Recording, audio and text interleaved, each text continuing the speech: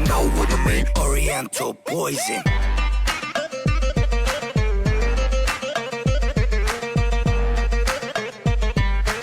Salut à tous, c'est Lia, j'espère que vous allez bien. Donc aujourd'hui on se retrouve pour une nouvelle vidéo qui est la face cachée d'Haribo, comme vous avez pu voir au titre. Et aujourd'hui je suis toute seule pour commenter parce que comme vous avez pu voir sur les réseaux sociaux, Abdel est à la PGW. Donc du coup je fais cette vidéo toute seule sur un gameplay de GTA que Momo a réalisé. Donc, on va parler d'Haribo. Vous êtes beaucoup, je pense, à manger des Haribo, hein, bien sûr, parce que c'est la base, hein, tout le monde mange des Haribo. Mais est-ce que vous savez vraiment tout ce qui se cache derrière la composition des Haribo? C'est vrai que, voilà, hein, comme on a l'habitude de dire avec Abdel, on va pas faire des complots, des choses comme ça, bien sûr. On en parle juste, voilà, pour vous informer. On ne vous dit pas de ne plus en manger, mais voilà, au moins, on vous dit un petit peu ce qu'il y a dedans. Donc, j'ai regardé quelques vidéos et j'ai vu notamment une vidéo de la fabrication des Haribo qui m'a un petit peu choquée parce qu'apparemment ça choque pas les gens ce qu'il y a dedans. Du moins les personnes qui travaillent là-bas, ça ne les choque pas. Donc on va commencer. Donc Haribo est une marque de confiserie allemande fondée en 1920. Donc ça c'est pas non plus trop vieux encore. Hein, c'est pas trop vieux, 1920.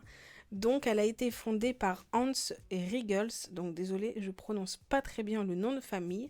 Donc, Haribo génère environ un chiffre d'affaires estimé entre 1,5 à 2 milliards d'euros. Donc, c'est pour vous dire qu'il y a vraiment beaucoup de personnes qui achètent les Haribo. Donc, ils vendent environ 350 000 tonnes de bonbons par an. C'est quand même quelque chose d'énorme. Et puis, en fait, il faut se le dire, ce qui attire vraiment chez Haribo, ce sont surtout, donc comme vous avez pu le voir, les goûts, les formes et les couleurs. Ils attirent vraiment l'œil avec les formes de bonbons, les bonbons en ours, en crocodile, les bouteilles de coca, tout ça, avec les couleurs, ça attire l'œil. Mais les bonbons Haribo, comme je vous l'ai dit, ne sont pas forcément les meilleurs bonbons parce qu'ils contiennent beaucoup de produits, en fait, beaucoup d'ingrédients qui sont dangereux pour la santé. Donc bien sûr, ils contiennent des colorants, de l'amidon et de la gélatine pour donner donc la texture et l'apparence aux bonbons. Et vous savez que les bonbons Tagada, donc vous voyez les petites fraises roses, un petit peu rouge-rose, et en fait, ils sont fabriqués à partir d'insectes. Donc en fait, c'est la coccinelle. Et oui, c'est choquant, mais voilà, les bonbons Tagada, les fraises Tagada sont un peu, et qui sont carrément composés de coccinelle. Et c'est notamment interdit dans certains pays. C'est interdit parce que, voilà, quand même, c'est quand même fou, quoi, manger de la coccinelle, d'utiliser de la coccinelle pour faire des bonbons. Franchement, c'est fou. Moi, quand j'ai lu ça, j'en revenais vraiment pas. Donc voilà, dans certains pays, c'est interdit. Pas parce que c'est que de la coccinelle, mais surtout parce que c'est considéré comme étant cancérigène. Donc, moi, je trouve important que ça soit interdit dans certains pays, mais ça devrait surtout l'être dans beaucoup plus. Donc, vous savez qu'il y a également de la gélatine, donc dans le bonbon, mais est-ce que vous savez réellement de quoi est faite la gélatine? Donc, il peut avoir différentes gélatines, comme la gélatine de porc, ou encore de bœuf, mais aussi de la gélatine de poisson. Ça, par contre, je ne le savais pas du tout. Je ne savais pas qu'il y avait de la gélatine de poisson. Donc, la gélatine est faite d'os et aussi de peau.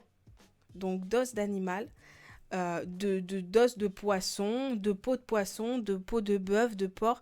Donc ça, moi, franchement, je ne pensais pas. Je pensais que la gélatine était une texture qu'ils avaient dans leur corps et qu'on extrait. Mais je ne savais pas du tout que c'était donc des os et de la peau d'animal. Ça m'a choquée quand j'ai su ça. Après, c'est vrai qu'on n'est pas beaucoup à le savoir. Et quand ils font la gélatine, ils ont donc une manière de la faire. Donc ils font bouillir les os et la peau d'animal, ils les font bouillir ensemble pour que ça puisse avoir une texture un peu légèrement jaune, légèrement transparente. Et voilà, ils se servent de ça pour faire des bonbons et c'est ça qui donne un peu l'effet élastique aux bonbons quand vous le touchez, vous voyez, c'est un peu élastique, un peu mou. Eh bien, c'est ça, c'est la gélatine. Et puis, c'est fait à partir d'os et de peau d'animal, comme le poisson, le porc ou le bœuf. Et vous savez où il récupère toutes ces substances, tous ces os, tous ces peaux. Eh bien, il les récupère dans les abattoirs. En fait, ils prennent les restes des animaux, une fois qu'ils ont été découpés pour être mis pour une viande ou pour un plat préparé. Et bien voilà, ils récupèrent tous les restes et puis ils l'utilisent pour faire de la gélatine. Donc, je ne vous dis pas, bien sûr, de ne plus manger d'Haribo parce que ça serait impossible quand on est habitué à manger des bonbons. Et puis je pense surtout que ce n'est pas que dans les Haribo, que dans cette marque-là, parce que bien sûr, pour faire de la gélatine, je pense qu'il n'y a pas 15 000 façons, à part si c'est de la gélatine végétale, que ce n'est pas de la gélatine animale. Donc, bien sûr, ça va être compliqué d'arrêter de manger des bonbons, c'est sûr. Mais voilà, je tenais quand même à vous informer un petit peu de ce qui était composé un bonbon. Et surtout, moi, ce qui m'a le plus choqué, c'est bien sûr la gélatine, mais d'apprendre aussi que dans les fraises Tagada, il y avait de la coccinelle. Ça, par contre, ça m'a choqué. Je ne savais pas. Et je vous invite bien sûr à aller vérifier sur Internet. Donc voilà, j'espère vraiment que ça vous a plu. Comme je vous le répète, je n'ai pas fait cette vidéo pour vous inciter à ne plus manger de bonbons. Je vous informe juste comme on fait dans chaque vidéo avec Abdel. Donc voilà, c'était l'IA, c'était ma dernière vidéo toute seule parce que bien sûr Abdel revient donc ce soir à la gare à 21h. Donc du coup pour ceux qui suivent Abdel sur Twitch, bien sûr il reviendra ce soir sur Twitch, n'hésitez pas. Pour ceux qui veulent découvrir Abdel sur Twitch, le lien est dans la description. Moi j'ai livé samedi, je vais liver peut-être un petit peu ce soir pour voilà avant qu'Abdel arrive, pour commencer le live et puis il reprendra quand il arrive.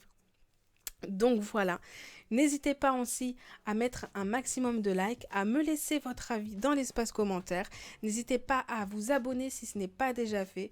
Je vous fais à tous de très gros bisous et je vous dis à bientôt. Ciao!